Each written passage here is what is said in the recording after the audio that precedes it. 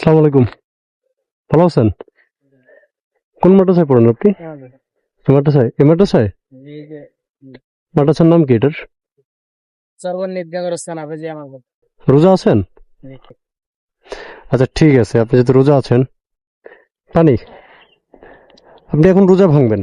যদি রোজা ভাঙতে পারেন তাহলে আমি আপনাকে 500 টাকা দেবো। না। কেন? ভাঙবে না। 1000 টাকা দেবো। না। রোজা ভাঙতে পারলে আমি আপনাকে 1000 টাকা দিব। আপনি যদি 1 লাখ টাকা দেন তাও রাজি না। কেন ভাঙবেন না? আল্লাহর ভয়ে। আল্লাহর ভয়ে?